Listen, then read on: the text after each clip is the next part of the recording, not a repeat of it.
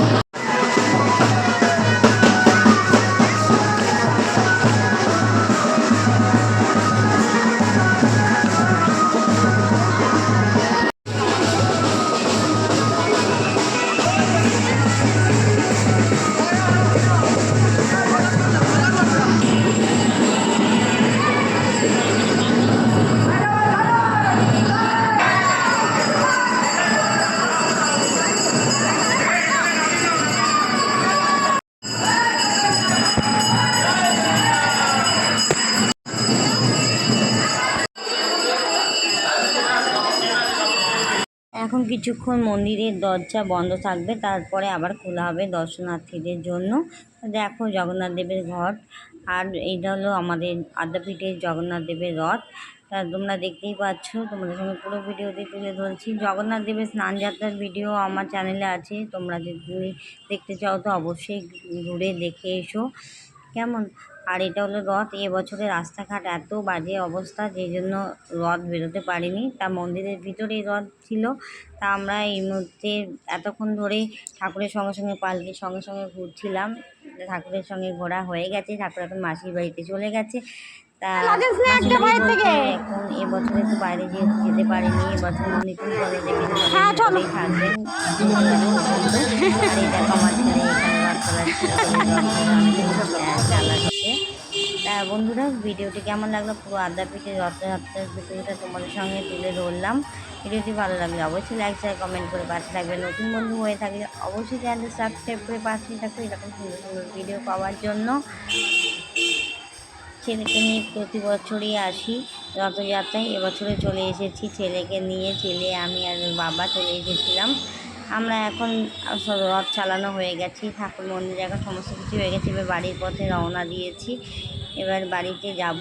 সারাদিন এত বৃষ্টি ভাবতেই পারিনি যে মন্দিরে এসে পৌঁছাতে পারবো। যাই হোক চলে এসেছি। এবার দেখো এই জায়গাটা এত সুন্দর, এত ভালো লাগে। আবার দেখো বেরোনোর সময় দেখা হয়ে গেল স্কুলে আন্টির সঙ্গে, স্কুলে আন্টির আদরও খাওয়া হয়ে গেল ছেলের দিয়ে।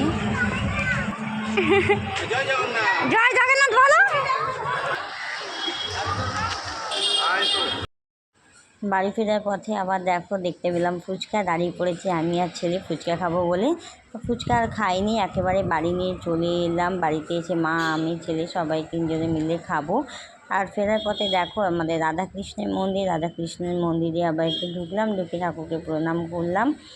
তা ঠাকুর ভগবান সকলকে মঙ্গল করি, সকলকে ভালো রাখুক এই কামনাই করি।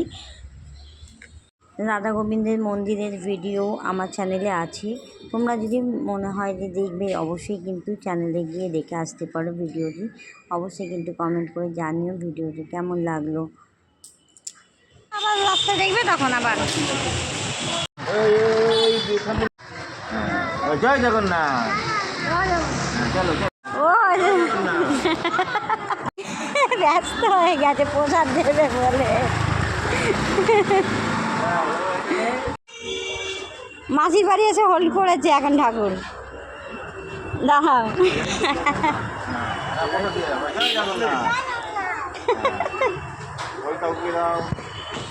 পাচ্ছে না খুঁজে।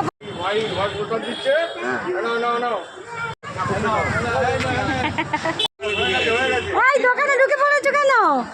দেখছো জেঠুর দোকানে ঢুকে পড়েছে। দেখো এই দুজনে কি দোকানদারি, ও মা ওর লেখালেখি করবে আর ওকে মাল দেবে নাকি? দেখো জেঠুর দোকানে এসে দেখো একদম পুরো ঢুকে পড়েছে, রথ চালাতে এসে জেঠুর দোকানে পুরো ঢুকে গেছে। দেখো আবার খাতায় হিসাবপত্র লিখবে মনে হচ্ছে।